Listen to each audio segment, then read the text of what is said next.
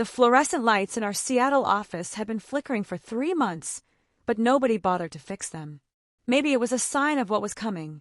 I'm Claire, and I've been working as a senior software engineer at TechFlow Solutions for 4 years now. 4 years of 60-hour weeks, missed dinners, and watching my ideas get credited to other people. It was a Tuesday morning in March when everything started falling apart. The rain was hitting our 20th floor windows so hard it sounded like bullets, and the whole city looked gray and defeated below us. I was debugging code for our latest project when my phone buzzed with a message from our CEO, Robert Mitchell. Conference room. Now. Robert was the kind of man who wore expensive suits but cheap shoes, thinking nobody would notice. He built TechFlow from nothing 15 years ago, back when he actually understood technology. Now he spent most of his time in meetings, talking about synergy and paradigm shifts while the rest of us did the real work. I grabbed my laptop and headed to the glass-walled conference room where our entire development team was already seated. There was Ben from cybersecurity, looking uncomfortable in his wrinkled polo shirt. Lisa from user experience sat quietly in the corner, nervously adjusting her glasses. Our project manager, Jordan, was frantically typing notes on his tablet, probably already trying to figure out damage control for whatever was about to happen. "Sit down, Claire," Robert said without looking up from his phone. His voice had that edge it got when he was about to blame someone for something that wasn't their fault. The project we'd been working on was called Safeguard, a cybersecurity application designed for small businesses. It was my brainchild, something I'd pitched 8 months ago after noticing a gap in the market. Small companies couldn't afford enterprise-level security, but they were getting hit by ransomware attacks every day. Safeguard was supposed to be their solution, affordable and easy to use. "We have a problem," Robert announced, finally putting his phone down. "The beta testing results came in this morning, and they're not good." He clicked his laptop, and a presentation appeared on the wall screen. Red numbers everywhere. User retention was at 12%. Customer satisfaction scores were in the bottom quartile. The feedback comments were brutal. "Too complicated. Keeps crashing. Worse than free alternatives." I felt my stomach drop, but I kept my face neutral. I'd learned that showing emotion in these meetings was like showing blood to sharks. "The board is calling for heads," Robert continued, his eyes scanning the room like a predator choosing prey. "This was supposed to be our flagship product for this quarter. Instead, we're looking at a complete disaster." Ben cleared his throat. "The security algorithms are solid. Maybe we just need more time to refine the user interface." "We don't have more time," Robert snapped. "The tech conference is next week. We already announced Safeguard as our major reveal. Investors are expecting results, and the press is going to be there asking questions." Lisa spoke up quietly. "The user testing showed that people found the initial setup too complex. If we could simplify the onboarding process." "Simplify!" Robert's voice rose. "We've been working on this for 8 months. How much simpler can it get?" That's when he turned to look directly at me. I'd seen that look before, usually right before someone got fired. "Claire, this was your project. Your idea. Your responsibility. What do you have to say for yourself?" I took a deep breath, choosing my words carefully. "The core functionality works perfectly. The security features are actually better than what we initially promised. The problem is in the presentation layer, not the underlying technology." "The problem," Robert said, standing up and walking to the window, "is that we trusted someone who clearly wasn't ready for this level of responsibility." The room went silent except for the rain against the windows. Jordan stopped typing. Lisa looked down at her hands. Ben was staring at the table like it held the secrets of the universe. "What are you saying exactly?" I asked, though I already knew. Robert turned around, and there was something almost gleeful in his expression. "I'm saying that next week's press conference is going to be very interesting. The board wants transparency. They want accountability. And they want someone to take responsibility for this failure." He walked back to the table and leaned forward, his hands flat against the polished surface.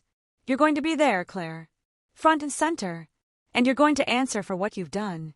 The meeting ended with Robert walking out without another word, leaving the rest of us sitting there like survivors of a car crash. Nobody spoke for a full minute. Finally, Ben broke the silence. "This is bullshit, Claire. Safeguard is good software. The problems are fixable. Fixable doesn't matter if there's no time to fix them, Jordan said, still looking shell-shocked. The press conference is in 6 days. Lisa looked up from her hands. What are you going to do? That was the question, wasn't it? What was I going to do? Sit there and let Robert throw me under the bus in front of the entire tech industry? Accept blame for problems that weren't entirely my fault? Or find a way to fight back? I closed my laptop and stood up. I'm going to figure out exactly what went wrong with Safeguard, and then I'm going to figure out how to fix it. In 6 days? Jordan asked incredulously. In 6 days. I walked out of that conference room knowing that my career at TechFlow, and maybe in tech altogether, was hanging by a thread. But I also walked out with something else, determination. Robert thought he could use me as a scapegoat, but he'd forgotten something important about me. I don't give up. The rest of that Tuesday was a blur of code reviews, user feedback analysis, and coffee that tasted like disappointment. I stayed in the office until almost midnight, going through every line of Safeguard's code, every user complaint, every testing report. What I found wasn't what I expected. The software itself was solid. The security features worked flawlessly. The problem wasn't technical at all. It was in the marketing copy that Robert's team had written, the installation instructions that hadn't been updated, and the user interface decisions that had been made without consulting our actual users. In other words, the parts of the project that Robert himself had insisted on controlling. I drove home through empty Seattle streets, windshield wipers fighting against the rain, and started planning. If Robert wanted to play games at the press conference, I'd be ready. But first, I had to figure out if I could actually save Safeguard in less than a week. And more importantly, if I could save my own career in the process. Wednesday morning came too early and too gray. I was back in the office by 6 a.m., armed with a large coffee and a plan that was probably crazy but might just work. The building was almost empty at that hour, just the security guard and a few dedicated workaholics like myself. I'd spent most of the night thinking about what Robert had said, and more importantly, what he hadn't said. He'd been quick to blame me, but he'd also been nervous. Really nervous. The kind of nervous that comes from knowing more than you're telling. My first stop was Jordan's cubicle. He was already there, looking like he hadn't slept much either. "Hey," I said, setting a coffee down next to his keyboard. "Peace offering." He looked up with tired eyes. "You didn't have to do that." "Actually, I did. I need your help, Jordan. I need to understand exactly how this project went off the rails." He leaned back in his chair, considering. Jordan was a good guy, methodical and honest, which made him terrible at office politics but great at project management. "What do you want to know?" "Everything. Every decision, every change, every time someone overruled what we originally planned." For the next 2 hours, Jordan walked me through his project notes. What emerged was a picture I'd been too close to see while we were building Safeguard. Every major problem that users had complained about could be traced back to a decision that Robert had made personally. The complicated setup process. Robert had insisted on adding extra security questions that our user testing showed people found confusing. The crashes. Those happened when users tried to install Safeguard on older systems, but Robert had refused to maintain backward compatibility because he said it looked bad to support outdated technology. The poor user interface. Robert's marketing team had demanded changes to make it more visually appealing, without consulting Lisa or anyone else who understood user experience. "Why didn't you say any of this in yesterday's meeting?" I asked. Jordan looked uncomfortable. "You know why? Robert doesn't like being contradicted. And I've got a mortgage." I understood. We all had mortgages, or student loans, or families to support. That's how people like Robert got away with their behavior. They counted on our need for stability to keep us quiet. But sometimes staying quiet costs more than speaking up. My next conversation was with Lisa. I found her in the break room, staring at a cup of tea like it might hold answers. "Can I join you?" I asked. She nodded, and I sat down across from her. Lisa was brilliant at user experience design, but she was also quiet and didn't like conflict. In meetings, she often had the best ideas but struggled to get them heard over louder voices. "I've been thinking about Safeguard all night," she said before I could speak. "The user testing reports don't match what we're seeing in the beta." "What do you mean?" She pulled out her tablet and showed me a series of charts. "Look at this. When we tested the core functionality, users loved it. 93% satisfaction rate. It was only after we implemented the changes that Robert requested that satisfaction dropped. Do you still have the original test data? All of it, including video recordings of user sessions. I was going to mention it yesterday, but she shrugged. But Robert doesn't like being told he's wrong. Exactly. I looked at the data Lisa was showing me, and pieces started clicking together. Lisa, what would it take to roll back Safeguard to the version that tested well? Technically, maybe 2 days of work. But we'd have to remove all of Robert's requested features. What if that's exactly what we need to do? Her eyes widened. Claire, he'd never approve that. What if he didn't have a choice? I spent the rest of Wednesday building a case. Not just the technical case for why Safeguard could be saved, but the business case for why it should be. I pulled usage analytics, customer feedback, market research data, and competitive analysis. I even reached out to some of the beta users directly to understand their specific pain points. By Thursday morning, I had a presentation that told a very different story than the one Robert was planning to tell at the press conference. I also had a decision to make. I could play it safe, take my lumps at the press conference, and hope to find another job eventually. Or I could bet everything on being right about Safeguard and about Robert. My phone rang while I was debugging a particularly stubborn piece of code. It was my sister, calling from Portland. How's work? She asked, like she could sense something was wrong. Complicated, I said. Want to talk about it? I found myself telling her everything. About Safeguard, about Robert, about the press conference that was now just 3 days away. My sister listened without interrupting, which was one of her best qualities. So what are you going to do? She asked when I finished. I honestly don't know. Yes, you do. You're going to fight. It's what you've always done. Remember when that professor in college tried to steal credit for your research project? I did remember. I'd spent weeks building a case, gathering evidence, and presenting it to the department head. It had been terrifying, but I'd won. This is different, I said. This is my career. No, my sister replied. This is your life, and you get to decide what kind of person you want to be in your life. That evening, I made a decision that would either save my career or end it completely. I started working on a new version of Safeguard, not the version Robert wanted me to defend at the press conference, but the version that actually worked. I worked through Thursday night and into Friday morning, surviving on coffee and determination. Ben found me at my desk at 7 a.m., still coding. Did you sleep here? He asked. Sleep is overrated, I said, though I could feel the exhaustion in my bones. Claire, what are you doing? The press conference is Monday. I saved my work and turned to face him. Ben, what if I told you I could fix Safeguard in time for the conference?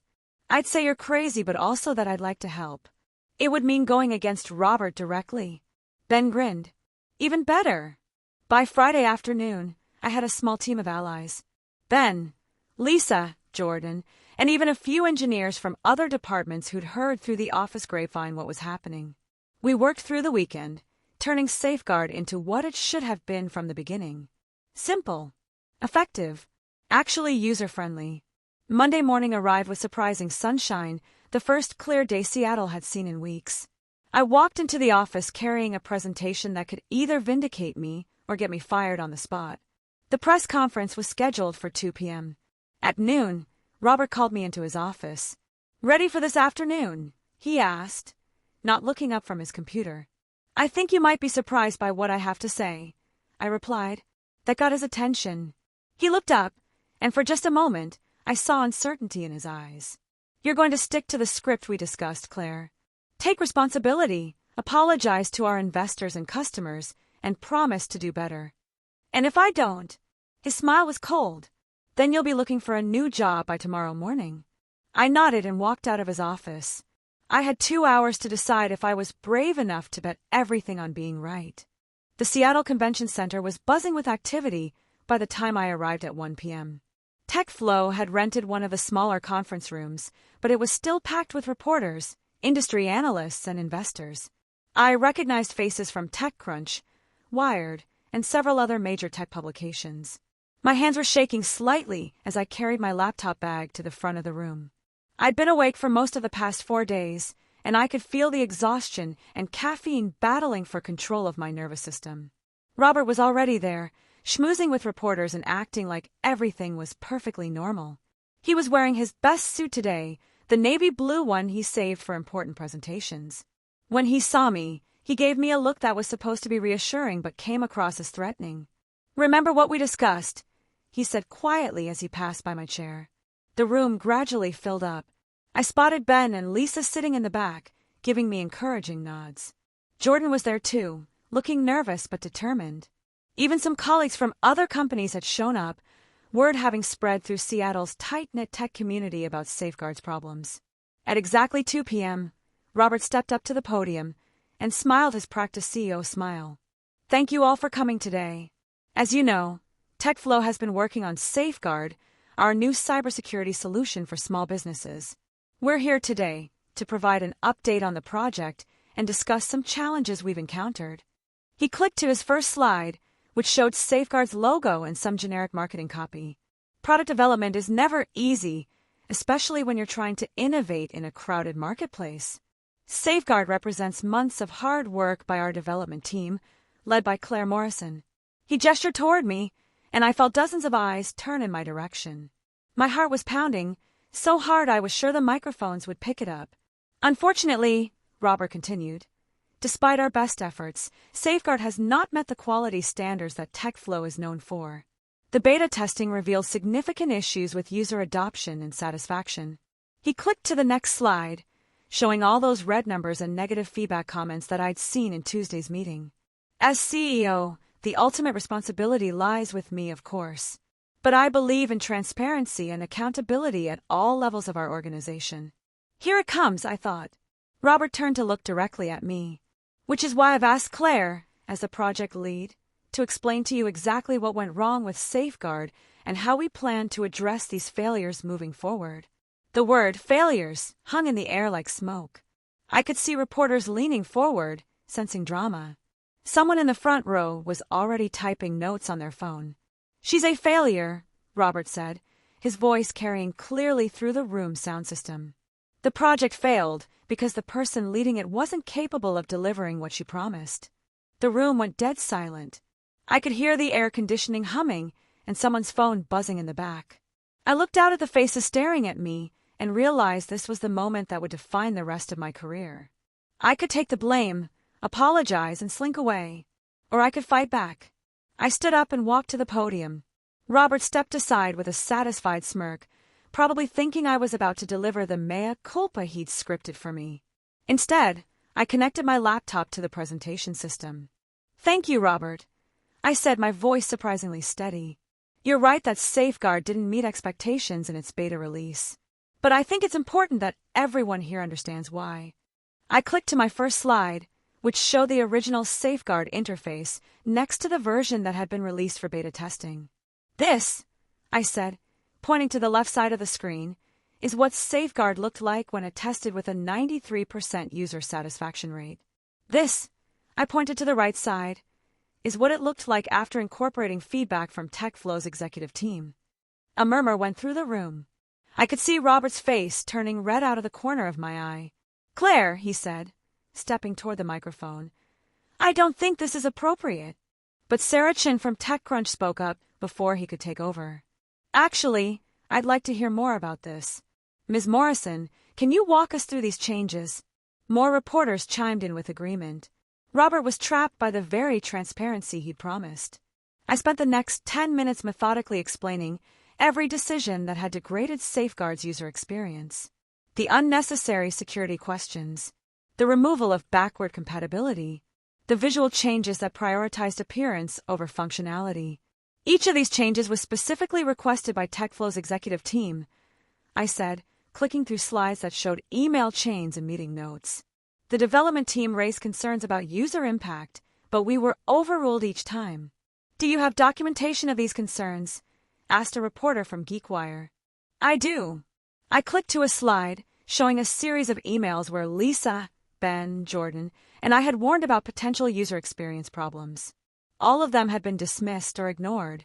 Robert finally managed to get close enough to the microphone to interrupt.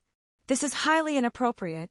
Ms. Morrison is clearly trying to deflect responsibility for her own failures. But the damage was done. The reporters weren't looking at me anymore. They were looking at him. "Mr. Mitchell," called out a voice from the middle of the room. "If your team raised these concerns in advance, why were they ignored? And why are you blaming Ms. Morrison for decisions that were made at the executive level?"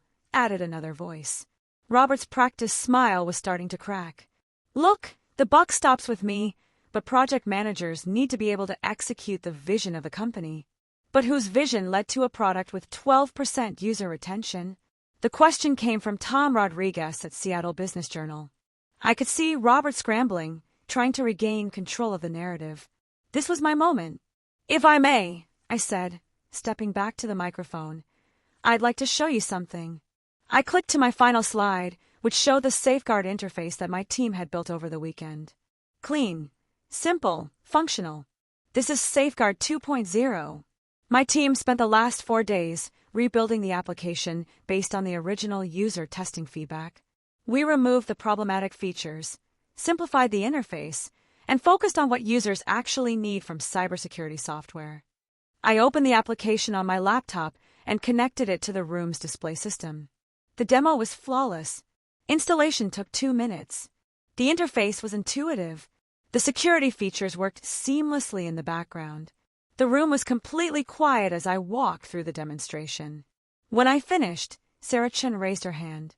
"Ms. Morrison, is this version available for testing?" "It will be by tomorrow morning," I said, along with full documentation of the development process and user testing results. Another reporter spoke up.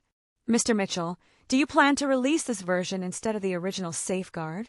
Robert looked like he'd been hit by a truck. He glanced around the room, probably calculating whether he could spin this somehow, but the math wasn't in his favor. We'll need to evaluate all our options moving forward," he said weakly. "Will Ms. Morrison continue to lead the Safeguard project?" The question hung in the air. Everyone was looking at Robert, waiting for his answer.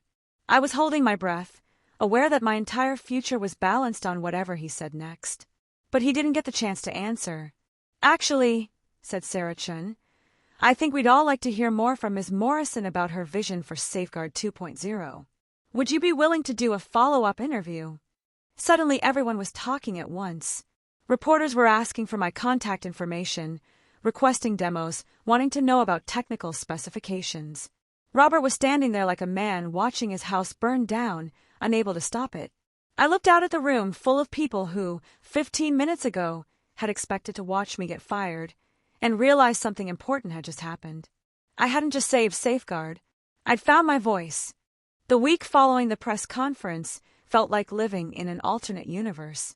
My phone hadn't stopped ringing since I'd walked out of that conference room, and my inbox was flooded with interview requests, job offers, and messages of support from people across the tech industry. Safeguard 2.0 had gone live Tuesday morning, and the response was everything I'd hoped for and more. User adoption rates were climbing steadily. The feedback was overwhelmingly positive. Tech blogs were calling it a masterclass in user-centered design and proof that good software comes from listening to users, not executives. But the real vindication came Thursday afternoon when I was called into the TechFlow boardroom for a meeting I'd been both dreading and anticipating. The entire board was there, including Robert, who looked like he hadn't slept in days. The chairman, Patricia Wong, gestured for me to take a seat at the long, polished table. "Claire," she said, "I think we need to have a frank conversation about what happened at Monday's press conference." I nodded, trying to project more confidence than I felt. "I'm ready to discuss it. Let's start with the obvious question. Why didn't you follow the agreed-upon script?" I'd thought about this question dozens of times over the past few days. Because the script was based on a false premise. Safeguard didn't fail because of poor development. It failed because the original vision was compromised by decisions that prioritized appearance over functionality. Robert shifted in his seat. "Claire, that's a very narrow view of product development. Sometimes leadership has to make difficult decisions, like publicly humiliating your project lead to cover for your own mistakes." The room went quiet. Patricia raised an eyebrow. "That's a serious accusation," she said. I opened my laptop and connected it to the room's display system. I have documentation of every decision that led to Safeguard's problems. Every email, every meeting note, every time the development team raised concerns that were dismissed. For the next hour, I walked the board through the same presentation I'd given to the press, but with even more detail. Financial projections showing the cost of the executive-mandated changes. User testing data proving that our original design was superior. Timeline analysis showing how much development time had been wasted on features that users didn't want. When I finished, the boardroom was silent for a long moment. Finally, Patricia spoke. "Robert, do you have a response to these allegations?" Robert looked around the table, probably trying to gauge how much support he had left. "Claire is a talented engineer, but she doesn't understand the bigger picture of running a company. Sometimes we have to make compromises that led to a product with 12% user retention," asked another board member. "And that required a public press conference where you blamed your project lead," added Patricia. Robert's face was getting red again. "I was trying to take responsibility for the failure. By calling Claire a failure in front of the entire tech press." Patricia's voice was ice cold. "That's not taking responsibility. That's scapegoating." What happened next was swift and decisive. The board went into executive session, asking me to wait outside. 20 minutes later, Patricia called me back in. "Claire," she said, "the board has made some decisions. First, we're officially adopting Safeguard 2.0 as our flagship cybersecurity product, with you as the lead architect. Second, we're promoting you to Director of Product Development, reporting directly to the board rather than through executive management." I felt like the room was spinning. "Are you serious?" "Very serious. Your handling of the situation showed exactly the kind of leadership and integrity we want in our senior staff." "What about Robert?" Patricia glanced toward the empty chair where Robert had been sitting. "Mr. Mitchell has decided to pursue other opportunities. His resignation was accepted this afternoon." Walking out of that boardroom, I felt lighter than I had in years. Not because Robert was gone, though I'd be lying if I said that wasn't satisfying, but because for the first time in my career, I felt like my work was truly valued. The next few months were a whirlwind. Safeguard 2.0 exceeded all our sales projections and won several industry awards for user experience design. I hired Lisa as my deputy director and Ben as our chief security architect. Jordan became our senior project manager, and together we built a development culture based on listening to users and supporting each other rather than playing political games. But the real change was in me. The press conference had taught me something crucial about speaking up, about refusing to accept blame for other people's failures, and about trusting my own expertise, even when it meant challenging authority. 6 months later, I was invited to speak at the annual Pacific Northwest Tech Summit. The topic was building user-centered products in corporate environments. As I stood at the podium, looking out at an audience of engineers, designers, and executives, I thought about how different my life had become since that rainy Tuesday when Robert had called me a failure.